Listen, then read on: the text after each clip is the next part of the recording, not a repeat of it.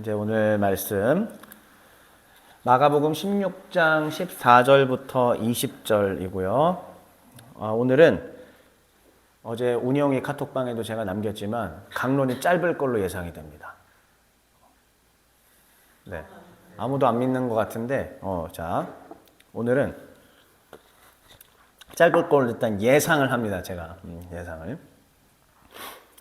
자, 일단은 우리 본문 한 절씩 같이 보고 그 다음에 또 이야기 나누겠습니다. 제가 먼저 14절 읽겠습니다. 그 후에 11 제자가 음식 먹을 때에 예수께서 그들에게 나타나사 그들의 믿음 없는 것과 마음이 완악한 것을 꾸짖으시니 이는 자기가 살아난 것을 본 자들의 말을 믿지 아니함일러라.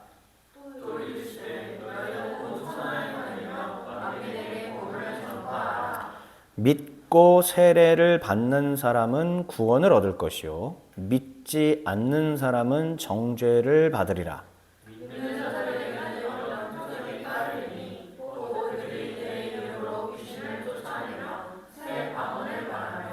뱀을 집어 올리며 무슨 독을 마실지라도 해를 받지 아니하며 병든 사람에게 손을 얹은즉 나으리라 하시더라.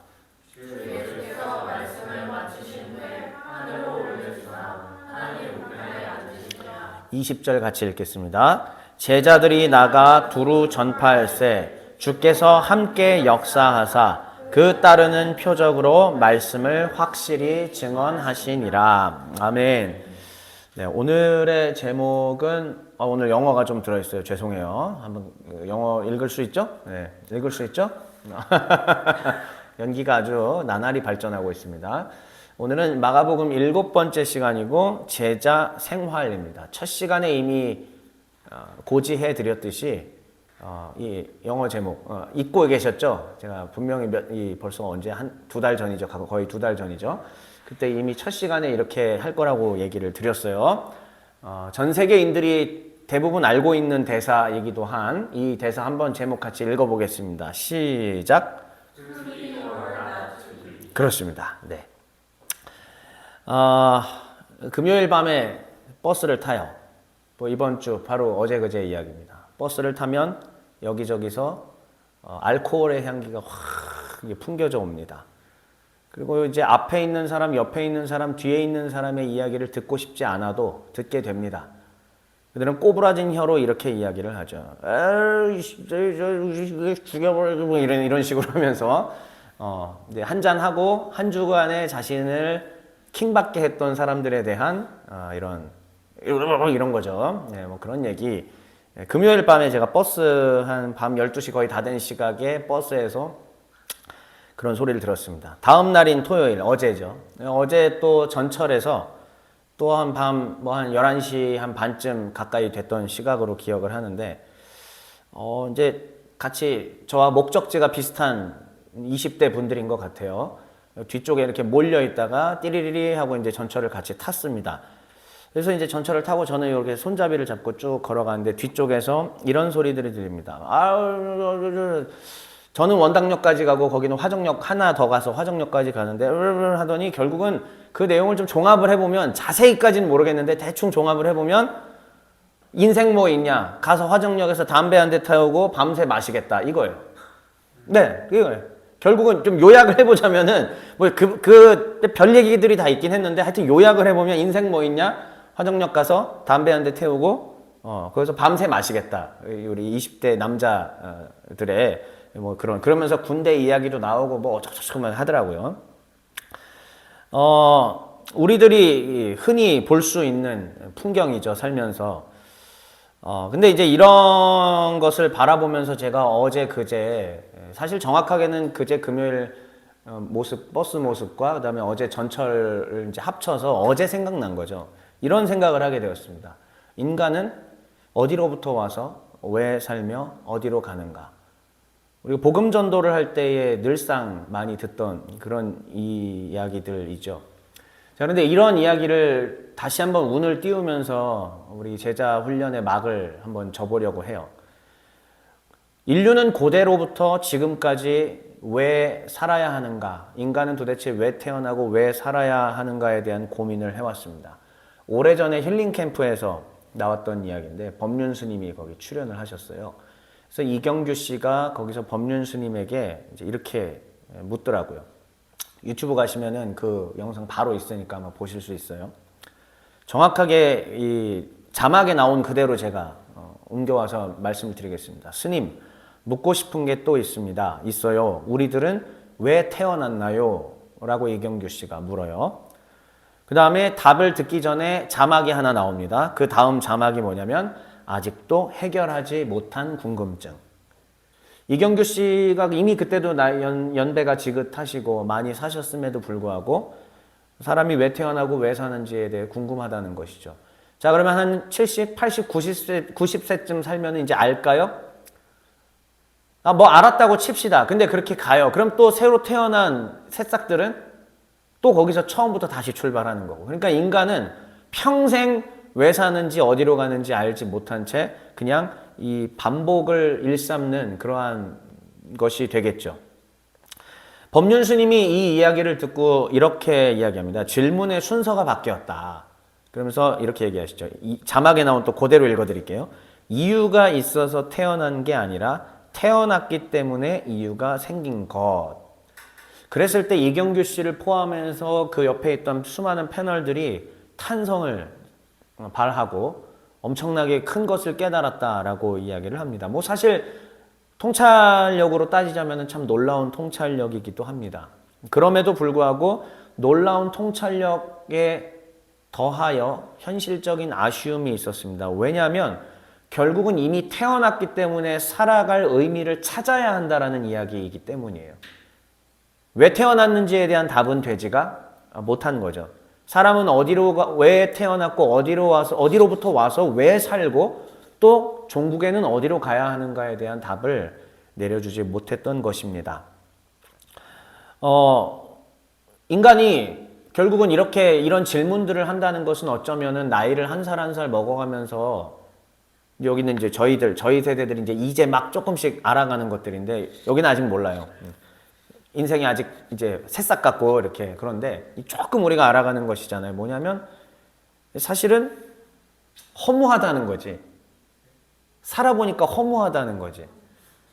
네. 반복되는 것들이 계속 되다 보면 더 이상 신비한 것도 없고 지금 오늘도 운전해서 오다 보니까 또 개나리가 피었고 하얀 꽃몽울 목련도 이제 막 올라오고 꽃은 또 피었습니다. 시간이 또 지구가 태양 주위를 한 바퀴 돌았나 봐요. 또다시 꽃은 피어났는데 이제 더 이상 꽃이 핀다고 해서 우와 하지는 않아요. 꽃은 아름답지만 꽃을 보고 우와 하진 않죠. 그러나 6살, 7살 어린이가 그걸 보면 어떨까요? 우와 하겠죠. 동물원에 가서 코끼리를 처음 봤습니다. 어린아이가. 그럼 어떨까요? 우와 하겠죠. 난리 나죠. 우리가 동물원에 가서 코끼리를 봤습니다. 맨날 보던 거 그렇지. 코끼리 아저씨는 코가 손이래. 진짜 과자를 주면 코로 봤나? 맨날 봤던 거니까. 너도 늙었군. 나도 늙어가는 거. 맞아요. 그러니까는 결국은 인생이라고 하는 것이 허무함에 봉착하는 시점이 오고요. 그 허무함에 봉착하는 시점이 왔을 때부터는 삶의 의미를 부여해야만 살아낼 수 있는 것 같아. 그러니까 법륜 스님께서도 사실 그 이야기를 하신 것 같아요. 모르겠다는 거지 본인도. 왜 태어났는지는 모르겠지만 일단 태어났으니 이 허무함을 없애도록 삶의 의미를 부여하며 살아야 하는 것은 아니겠는가. 그래서 인간은 이 허무함을 없애기 위해서 다양한 대상들을 자기 스스로 설정해놓고 거기에 많은 의미들을 부여하기 시작을 합니다. 이를테면 이런 거죠. 나는 이 땅에 태어나서 경제적으로 엄청나게 큰 부를 얻어야지. 난 성공해야지. 라는 것이 자기의 삶의 의미로 부여하고 살아가는 겁니다. 어린 시절부터 그러지는 않을 것 같고요. 좀 자라가면서 인생이 무엇인지 좀 맛을 볼 때 더욱더 그게 가속화되는 것 같고 또 어떤 사람은 이미 눈 떠보니까 이른 나이에 결혼은 했고 이른 나이에 자녀는 태어났고 특히 여자분들이 유튜브 보니까 27에 뭐 아이 엄마가 27인데 이미 뭐 결혼 몇 년 차가 되었습니다. 20살에 결혼했다는 얘기예요. 그런데 이게 좋은 점 하면서 유튜브에 왜 그런 영상들도 막 이렇게 올라와요. 그러니까 이 자녀가 또 어떻게 성공할지에 대해서, 그래서 자녀를 어디 유치원에 보내야 하느냐, 어느 학군에 보내야 하느냐, 그게 삶의 목적이 된 거지. 그렇게 해서 막 하다 보면은 어느덧 나는 또 나이 들어 있고 허무함은 더 딥하게 찾아오게 되죠. 어떤 사람들은 사회 정의를 실현해야겠답니다. 그게 내가 그래도 살아가는 의미래요. 그래서 정치 활동이나 자신의 어떤 사상적인 기반들을 더 강화시키는 활동들에 몰두하기도 합니다. 또 어떤 사람의 사상은 이거죠. 그 모든 것들 다 의미 없다. 인생은 어차피 왜 태어나는지 어디로 가는지 아무도 모른다. 모든 것들이 다 불확실성이기 때문에 불확실한 그 일들에 목숨 걸지 말고 그냥 오늘을 즐겨라 라고 하는 그러한 사상들도 있지요. 이러한 것들은 일시적으로 우리의 허무한 감정들을 가려줍니다. 그 허무한 감정들이 가려지고 잠시 몰입해서 몰두해서 살아가다 보니 내 인생이 꽤 괜찮은 듯 보이기도 합니다. 자, 그렇다면 여기서 한번 발상을 전환해 볼까요? 그리스도인은 과연 어떨까요? 그리스도인들마저도 이러한 허무한 감정을 가질 수 있습니다. 물론 저는 오늘 전도서 이야기를 하려는 것은 전혀 아니지만 그리스도인들도 이런 허무한 감정에서 자유로울 수 없습니다. 그런데 한번 잘 생각해 보세요. 그동안 내가 어린 시절부터 교회를 다녀오면서 듣고 배운 바에 따르면은 그리스도인들은 그러한 허무한 감정을 가질 수가 없습니다. 이론상은 그래요. 왜냐? 교회에서 늘상 듣고 배우면서 형성된 우리의 사상 한번 여러분 제가 이제 낱낱이 한번 까발려 볼까요? 교회에서 우리가 그동안 어린 시절부터 들어와서 형성된 뭔가가 있잖아요. 지금 우리 크리스천들에게. 그거 한번 제가 까발려 드릴게요. 첫째, 하나님이 날 사랑하신다. 둘째, 나는 특별한 자다. 우리 기독교 그 만화 같은 뭐 유아 스페셜 이런 것도 있었잖아요. 나는 특별한 자다. 그리고 우리 일본 선교 가서 맨날 불렀던 노래 중에 유아 스페셜 아나타와 호세키 뭐 이런 노래들이 있어요. 너는 특별한 자다. 맞지? 틀린 건 아니지. 자, 그 다음 나는 소중한 자다. 교회에 오는 사람들이 대부분 그냥 오지는 않고 뭔가 문제가 있을 때, 특히 청소년 시기 때도 문제가 있고 답답하고 왕따 당하고 뭔가 힘들 때 또 친구 따라서 그래도 교회에 와서 거기서 잘 대해주고 너는 특별한 자다. 너는 그 괜찮은 애다. 하나님이 너를 정말 사랑하신다. 너는 사랑받기 위해 태어난 사람이다. 당신은 사랑받기. 네, 그렇죠. 벌써 자동 반사 이래요 다들. 이거 받아보면서 봐, 나는 특별하다, 나는 사랑받는다. 이제 자존감, 그동안 부족했던 자존감이 채워집니다. 자존감이 올라갑니다. 난 괜찮은 사람인 것 같아. 심지어 이제 더 목사님이나 전도사님들이 앞에서 하나님은 당신을 향한 완벽한 계획을 가지고 계시며 당신을 통하여 완전한 일을 이루실 것입니다. 아멘! 할렐루야! 그런데 학생 입장에서도 또 성인 입장에서도 똑같이 그렇게 들었어. 그럼 내가 인서울은 더 넘어서서 명문대를 가줄 것으로 이제 고등학생들은 생각을 하고 중학생들도 생각을 했고. 근데 현실은 어때요? 아니었죠. 또 내가 이제 성인으로서 이제 청년이야. 그럼 내가 이제 이런데 적어도 취직이 잘 돼서 왜? 돈도 벌어야 하나님께 영광 돌리는 거고. 이게 돼야 하나님께 뭐 큰 일을 할 수 있으니까. 그러면서 하나님 나를 위해 큰 계획을 갖고 계셔. 위대한 일을 하실 거야. 나를 어떻게 쓰실까 했어. 근데 떨어져. 취업 원서는데 다 떨어져. 안 되다가 결국은 소위 찌질해 보이는 그 위치에 내가 가 있고 조금 더 한두 살 더 먹었는데 친구들은 어느덧 이 큰 기업의 대리가 돼 있다고 그러고 조금 더 잘 나가는 애들 같은 경우에는 뭐 과장이 돼 있다고 이야기하고 나를 향한 큰 계획은 대체 어디 갔어? 나를 통해 위대한 일을 위대한 일. 난 진짜 너무 많이 들어와가지고요. 저도 어린 시절부터 위대한 일을 이루실 거다. 다 어디 갔어요? 아무리 그렇게 정신승리 해와도. 자, 그게 우리의 사상으로 다 크리스천들의 머릿속에 그러한 사상들이 형성이 돼 있습니다. 자, 그래서 열심히 정신승리합니다. 정신승리하고 난 될 거다, 난 잘 될 거다. 그렇게 이야기를 해도 잘 보세요. 아무것도 일어나지 않는 현실. 다람쥐 쳇바퀴에 돌듯 반복되는 내 일상. 이거 되게 중요한 표현이에요. 여러분들 생각해 보세요. 다시요. 다람쥐 쳇바퀴 돌듯 반복되는 내 일상. 그 다음 30대 중후반들 잘 들으세요.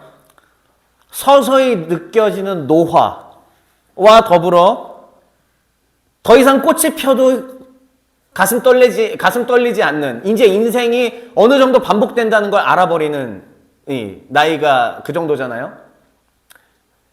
4월 10일에 총선이 있습니다. 다 뒤집어 엎을 거라고 생각하고 했는데 10년 전에 그거 했던 일이 결국은 또 이렇게 돼 있는 거 보면서 정치적인 효능감도 무력감을 느끼게 되고, 그게 지금 우리들의 나이이거든요. 여긴 아직 몰라요. 네. 그건 우리 나이거든요. 위대한 일은커녕 오히려 나는 신앙이 점점 무너지는 것 같고 하나님의 계획마저 내가 방해하고 있는 것 같이 보이는 내 현실을 직시하면서 생각보다 많은 크리스천들이 허무함을 호소하고 있습니다. 아니, 그래, 법륜스님하고 이경규 씨가 이야기한 건 그렇다 쳐요. 근데 그리스도인이라면 사는 목적이 뚜렷해야 되잖아요. 왜 사는지 분명해야 되지 않겠습니까? 근데 아니라는 거지. 그리스도인들마저도 허무함에 사로잡혀서 흔들린다라는 거죠. 근데 저는 이제 이 허무함을 느낄 수는 있지만 진짜 이 허무함을 극복해 갈 수 있는 가장 큰 원동력, 그 모멘텀을 제자 훈련으로 얻자라는 얘기입니다. 오늘 이 제자 훈련의 정리잖아요. 예수님이 직접 우리에게 해주신 이 제자 훈련을 통해서 이걸 체화시켜서 허무함의 감정은 계속 우리에게 이렇게 찾아올 겁니다. 마치 우리 신체에 암세포가 계속 생기잖아요. 하지만 면역체계가 암세포를 이겨주듯이 쉽게 얘기하면 그 면역체계는 그리스도께서 우리에게 친히 해주신 제자 훈련이 돼야 되지 않을까. 오늘 그 말을 하고 싶은 겁니다. 주님께서는 이미 알고 계셨습니다. 승천하시기 전부터 알고 계셨습니다. 그렇게 계속 반복되는 다람쥐 쳇바퀴 같은 일상 속에서도 허무함을 이겨내면서도, 허무함이 다가오지만 그걸 이겨내면서도 해야 되는 게 제자의 삶이라는 걸요. 다 알고 계셨어요. 그래서 예수님께서는 훈련을 시켰던 겁니다. 이 훈련을 통해서 제자들은 이렇게 되는 거죠. 당장 주님이 오실 것이라고 믿었다가 시간이 점점점 흘러서 안 오시니까 더 길어질 수도 있겠네. 그러면 어떻게 해야지? 그래, 변치 않는 로마 제국의 통치, 변치 않는 나의 가난함, 변치 않는 사람들의, 복음에 대한 사람들의 박해, 변치 않지만 그래도 현실에 뿌리 박고, 그러나 현실을 초월하여, 다시요, 잘 들으세요. 현실에 뿌리를 박되 그러나 현실을 초월하여 살아가는 제자가 되자.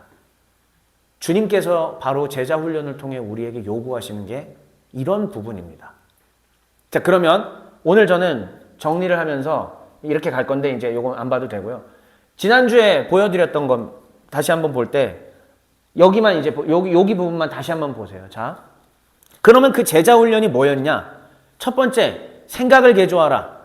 이거였죠. 고정관념 개조하라. 주님은 죽는다라는 얘기. 복음을 전도하라는 얘기 등등 이건데, 이걸 이제 괄호 열고 지난주에 안 보여드렸던 걸로 정리를 좀 해봤어요. 삶의 목적을 이해하는 훈련을 하신 거고요. 뒤에 또 표가 하나 더 나옵니다. 그 정리된 거. 일단 볼게요. 두 번째, 삶의 주체가 누구인지 이해하는 훈련이죠. 일단 요게 훈련이 되기 시작해야 그 허무함을 이겨낼 수 있다는 뜻이에요. 당신은 사랑받기 위해로 허무함이 해결되지 않습니다. 교회 안에 와서 형제 자매들 간의 펠로우십을 통해서도 어느 정도는 되지만 그것도 완벽한 허무함을 채워주진 못합니다. 이거예요. 자, 그 다음 세 번째, 삶의 표준을 이해하는 훈련. 이건 성경이란데 성경을 어떻게 볼 것인가에 대한 얘기고, 그리고 마지막 네 번째, 지난주에 했던 것을 제가 추가했어요. 예수의 뭐를 이해하라? 존재를 이해하게끔 하는 게 제자 훈련이라는 겁니다. 이거를 한 표로 했어요. 이거예요. 자, 먼저 그 순서를 좀 바꿔서 제가 이 순서로 가는 게 우리가 제자가 되는 데 있어서 좋겠다 싶었습니다. 첫째, 제가 왼쪽에 있는 걸 읽으면 여러분들은 그 뒤에 문장을 읽어주시면 됩니다. 자, 삶의 주체 이해 훈련. 나는 예수님의 종으로서 나의 소유권은 없습니다. 이게 가장 어려운 제자 훈련이에요. 그래서 예수님도 마태복음은 산상수훈 5장, 마태복음 5장, 산상수훈, 예수께서 산에 올라가 제자들이 그 예수께 나아오니 입을 열어 말씀하셨다. 심령이 가난한 자는 복이 있나니부터 시작했던 딱 그 부분이잖아요. 그부터 시작했던 모든 내용의 핵심이 뭐냐면 나는 종입니다. 나의 소유권은 없습니다. 이게 진심으로 가슴 깊은 곳에서 받아들여진 사람들은 그 허무함을 이겨낼 힘이 나와요. 이게 안 나온다는 것은 내 삶의 소유권이 나에게 아직도 강하게 들어있다는 증거입니다. 다시 말씀드립니다. 허무함이 안 찾아오진 않아요. 우리가 또래 친구들, 이제 저야 어차피 목사니까. 근데 여러분들이 더 그럴 것 같아요. 봐요. 저도 제 친구들 만나면은요, 어느덧 LG 과장이에요. 제 친구들이 벌써 이제 LG 과장이더라고요. 기분이 묘해요. 기분이 묘합니다. 아, 그때 찌질했던 내 친구가, 그때 그렇게 찌질했던 내 친구가 어느덧 LG라는 대기업에서 과장이에요. 또 한 달이 건너 친구 이야기를 들었습니다. 그때 정말 뚱뚱하고 못생겨서 정말 어떤 여자애들로부터도 관심을 못 받았고 그랬던 친구였는데 다른 친구가 사진도 보여주고 얘 이렇게 변했어 하면서 들어봤어요. 들어봤더니 어떻게 변해 있느냐. 운동 막 하고 살 쭉 빠져가지고 본판 얼굴이 어쩔 수 없지만 그래도 멋있어져 있고 근데 더 나아가서 엄청나게 돈을 벌고 있다라는 얘기를 들었어요. 아, 중학교 때 그 모습만 봤을 때는 누가 봐도 그냥 아무것도 아닌 인생이 될 것 같았던 친구인데 그러고 있다는 거죠. 그런 친구들하고 비교하면 허무해지고 그런 거 옵니다. 안 온다는 얘기가 아니에요. 그것도 오지 않는다면 진짜 그거 거짓말이에요. 절대 거짓말이에요. 오는데 그거를 이겨낼 수 있는 삶의 목적을 찾아낼 수 있는 힘은 뭐냐? 삶의 주체가 누군지를 이해하는 것. 이게 제자훈련의 전 넘버 원이라고 생각해요. 나는 예수님의 종입니다. 나는 소유권이 없는 사람입니다. 이게 되면 진짜 하늘나라를 사는 거고 근데 이게 되기까지가 정말 힘들어. 자기 부인이 계속돼야 돼. 쉽지가 않습니다. 자, 그럼 이게 됐다고 칩시다. 그러면 그 다음에 이제 그 종인 건 알았어. 그러면은 그 종은 뭘 하고 뭘 위해서 사느냐. 자, 다시 제가 두 번째 읽으면 문장 읽어주세요. 삶의 목적을 이해하는 훈련. 나는 예수님의 종으로서 주의 교훈대로 행합니다. 네, 나는 예수님의 종으로서 주의 교훈대로 행합니다. 주의 교훈이라는 것은 크게 주님께서 이 땅에서 남겨주신 말 플러스 율법을 해석하신 것 플러스 하늘에 올라가시면서 남겨주신 모든 것을 다 얘기하는 거예요. 이게 하늘나라의 백성들의 삶이다라고 남겨주셨던 모든 가르침들을 다 얘기해요. 그래서 그것대로 행합니다. 그 중에 요약된 것이 뭐였었냐면은 앞에서 보여드렸던 화면에 보면은 주님의 재림을 기다립니다라든지 복음을 전하는 삶을 복음 전도하는 삶을 삽니다라든지 이런 것들이에요. 그 밖에 더 여러 가지가 있겠죠. 자, 그러면 중요한 거. 내가 종이라는 것도 알았고 소유권이 없는 것도 알고 그래서 주의 교훈대로 살아가는 것이 삶의 목적이라는 것도 알았어. 그냥 가슴 뛰어요. 좋아. 일단은 허무함을 이겨낼 수 있을 것 같아. 근데 하다가 또 흔들리고 또 흔들리는 이유는 뭐냐면 그 교훈이 뭔지를 명확하게 알지 못하기 때문이지. 그러면은 뭘 통해서 그거를 배울 수 있어요? 예, 말씀이 성경이에요. 그러니까는 사실상 어디에 에너지를 제일 많이 들여야 되냐면 성경을 배우고 익히는 것에 굉장히 시간을 많이 들여야지 요 위에 것들, 요 교훈대로 행할 수 있는 확률이 높아지는 거잖아요. 그래서 예수님께서는 제가 지지난 시간 뭐였어요? 율법 해석 어떻게 하느냐 그거였잖아요. 율법 해석. 그래서 세 번째 자, 삶의 표준 이해 훈련. 나는 종으로서 살기 위해 주의 가르침을 배웁니다. 네. 그래서 제자 훈련의 세 번째 단계는 성경을 정말 많이 배우는 거다. 잘 배우는 거다. 체계화시키고 깊이 있게 배우는 것이다. 이게 진짜 제자훈련의 좀 꽃이라고 생각해요. 그 다음에 사실상 이건 4번으로 넣는 게 아니라 요 옆에 별개로 뺐어야 되는데 일단 그냥 경제적인 화면 활용을 위해서 4번으로 넣어놨습니다. 이 모든 것에 부자 청년과의 대화에서 사실 드러났던 거예요. 부자 청년의 관심사는 뭐였죠? 내가 어떻게 하면 영생을, 다시요. 내가 무엇을 행동하면 영생을 얻겠습니까? 그런데 예수님은 관점을 바꿔서 뭐예요? 나를 따르면 가지고 있었던 사고방식과 고정관념을 완전히 변화시켜주면서 다시 처음 제자를 모집했을 때에 그때로 돌려주셨죠. 그게 지난주 제가 말씀드린 거잖아요. 버려두고 따르니라. 그물과 모든 걸 다시 한번 버려두고 따르니라. 결국은 우리가 제자 되는 데 있어서의 핵심은 뭐냐면 예수님이 누군지를 아는 것. 그분은 죄를 사하신 속죄를 이루신 분, 그분은 하나님의 아들, 우리에게 영생을 주실 분, 그분으로 통하지 않고서는 절대로 구원과 참된 삶의 의미는 없다는 것. 그래서 예수님의 존재를 올바르게 이해하는 것이 사실은 마지막 단계라고 봐요. 성경을 배우다 보면 근데 깨닫게 되겠죠.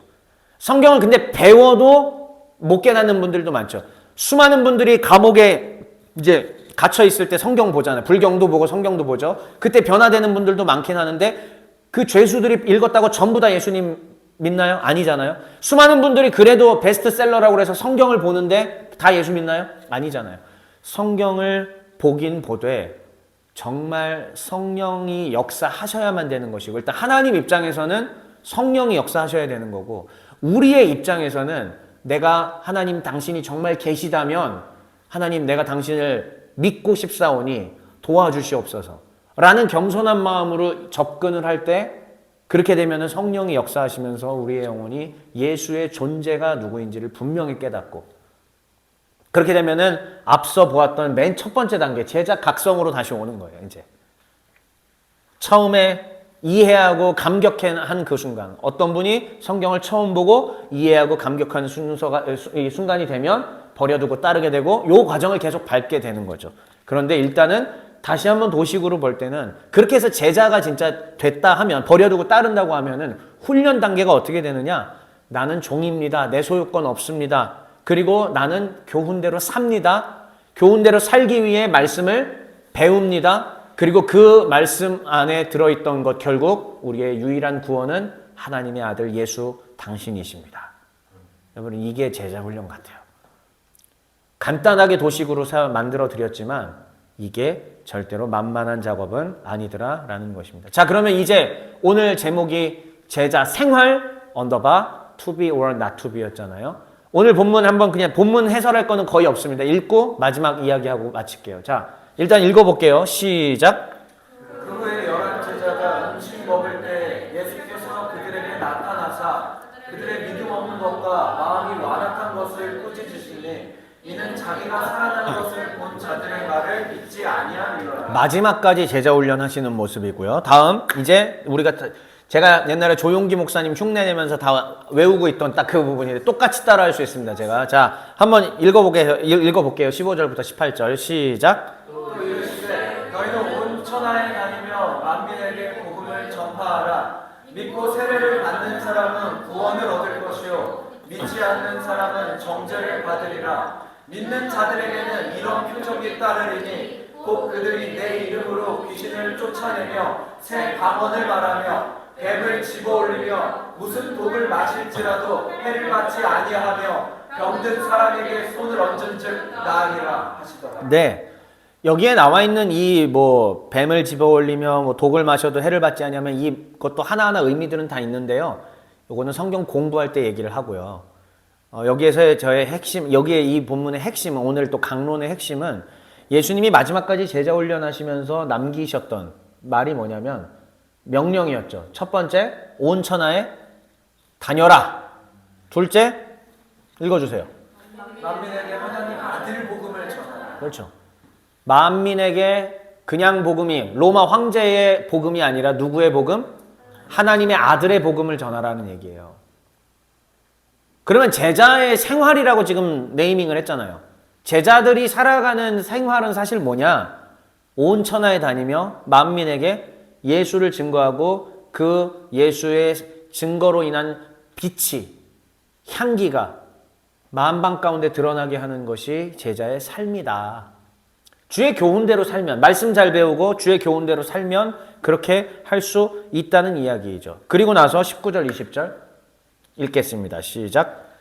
주 예수께서 말씀을 마치신 후에 하늘로 올려지사 하나님 우편에 앉으시니라. 제자들이 나가 두루 전파할세 주께서 함께 역사하사 그 따르는 표적으로 말씀을 확실히 증언하시리라. 제자들이 순종하네요. 제자들이 나가 두루 전파할세 주께서 함께 역사하셨으니 그 따르는 표적으로 표적으로 말씀을 확실하게 증언하셨다라는 걸로 마가복음이 이렇게 마치게 됩니다. 결국은 처음부터 끝까지 뭐였어요? 제자 훈련이었고, 그리고 그 제자 훈련된 제자들이 제자 순종의 생활의 모습으로 나아갔던 것들을 보여주는 것입니다. 자, 그러니까는 이제 제자들은요 깨달았습니다. 다 배웠잖아요.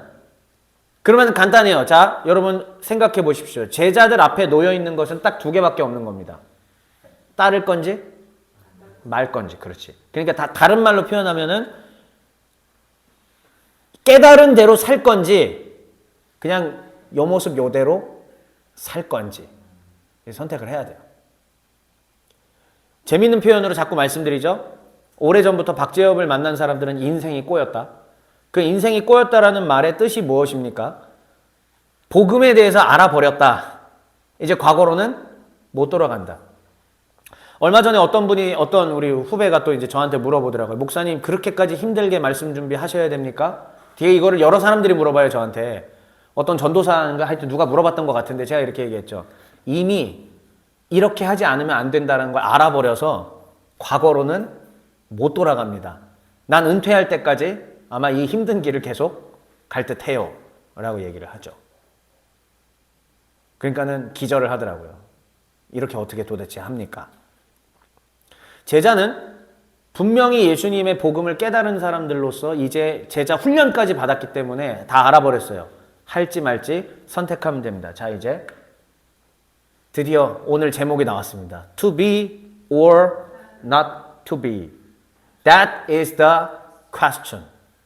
이게 윌리엄 셰익스피어의 햄릿에 나와 있는 언어 그대로 딱 부분을 가지고 나왔죠. 이게 얼마나 아름다우냐면 전 세계적으로 뭐 로미오와 줄리엣을 다 그냥 이렇게 죄송해요.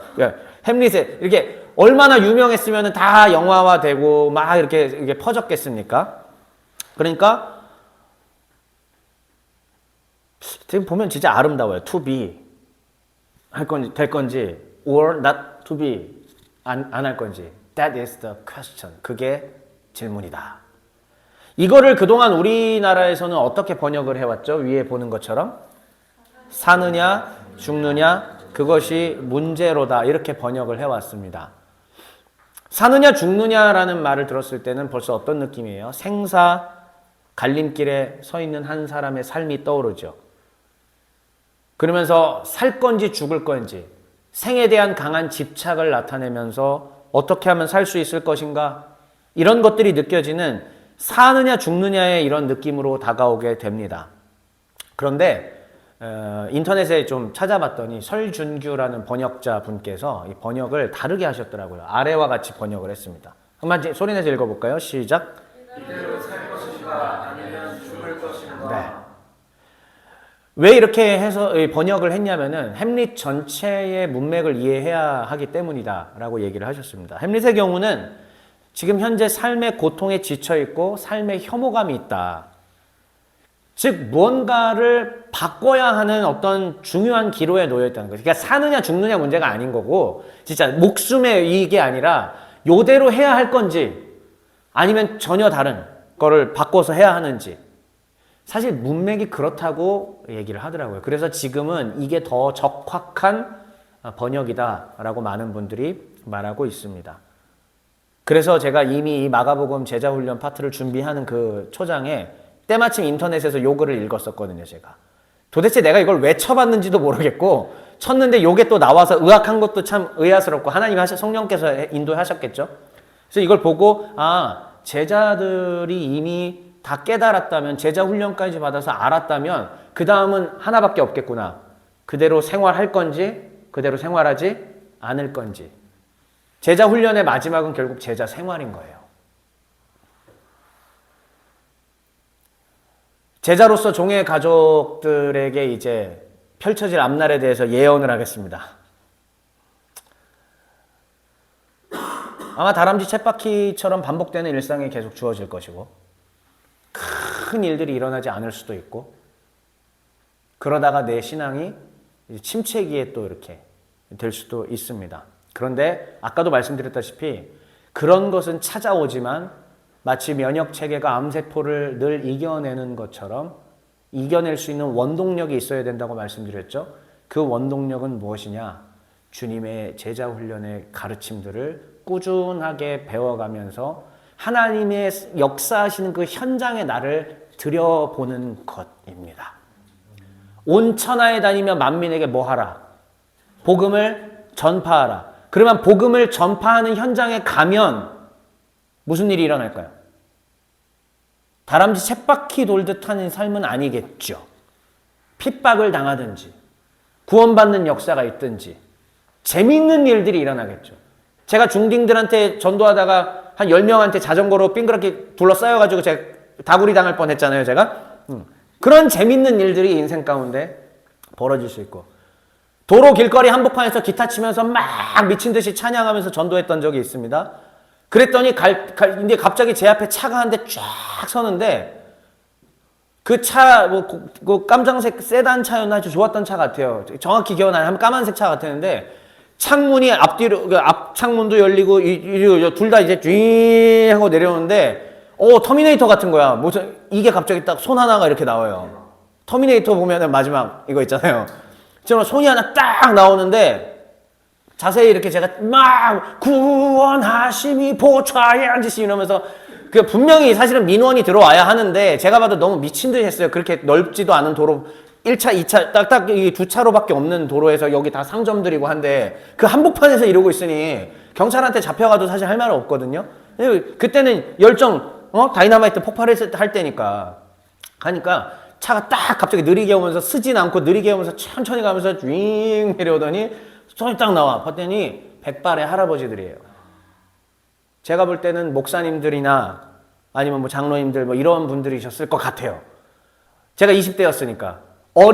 딱 뭐 이렇게 어설프게 이제 양복 하나 입고 통기타 하나 메고 땀 삐질삐질 흘리면서 막 하고 있으니까 이분들이 자신들의 젊었을 때를 아마 보는 듯한 그런 느낌이셨겠죠? 그러면서 윙 내려오더니 이렇게 하면서 이러고 고개를 막 이러고 계시는 거예요. 저한테, 저를 보면서. 제가 아마 이 얘기는 처음 했나? 이미 몇 번 얘기했던 것 같은데 기억이 안 나네요. 이러면서. 나를 그대로 들여서 제자 훈련의 자리에 풍덩 하나님 앞에 빠뜨려 드리시고 내 삶이 주의 명령이 있는 자리, 주의 교훈대로 행합니다. 아까 보셨잖아요. 삶의 목적이에 주의 교훈이 말하는 그 자리에 나를 집어넣고 해보는 거예요. 그러면 다람쥐 쳇바퀴 돌아가는 그 인생이 더 이상 다람쥐 쳇바퀴로 인식이 되지 않고 스펙타클한 하나님의 성령의 역사의 한복판에서 놀라운 경험들을 할 수 있다는 얘기입니다. 어쩌면 계속 내가 이 다람쥐 쳇바퀴 갖고 허무함을 느낀다는 것은 말만 내가 크리스천이고 말만 교인이고 말만 성도인 거지 주의 복음의 현장 가운데는 있지 않았기 때문은 아닌가? 아니라고 이야기할 수 있는 분들이 있습니까? 없을 거예요. 내가 정말 그 안에 다 들여보지 않았기 때문에 어쩌면 그런 하나님의 재밌는 역사들이 우리에게 일어나지 않는 것은 아닌가? 하나님이 이렇게 말씀하시는 거죠. 이제 너를 다시 한번 제자 훈련의 현장으로 들여보내라. 책 갖고 목사랑 같이 공부하는 제자 훈련만 말하는 거 전혀 아니에요. 지금 이 모든 걸 다 얘기하는 거예요. 말씀 계속 배우는 행위, 예배 드리는 행위, 기도하고 그리고 전도의 행위, 선교도 나가보고 정말 다양한 것들을 가지고 어떻게 하면 이 사회 속에서 또한 소금과 빛이 될까 고민하는 행위, 어떻게 하면 어려운 사람들을 도와줄까 고민하는 행위, 그런 것들 통해서 하나님의 거룩한 성령의 역사들을 체험할 수 있게 되지 않겠습니까? 예, 종의 가족 여러분들. 그래서 마지막 메시지 읽고 마치겠습니다. 같이 읽을게요. 시작. 주의 가족들이여 어떻게 할 것입니까? 이대로 살 것입니까? 아니면 기존의 내 생각을 죽이고 인생의 참된 의미를 찾아 제자로 살아갈 것입니까? 그것이 퀘스천입니다. 네, 발음 좋았어요. 그것이 question입니다. To be or not to be, that is the question. 그것이 바로 질문입니다. 그것이 바로 우리에게 던져진 숙명과도 같은 서릿발 같은 주의 목소리일 줄 믿습니다. 자,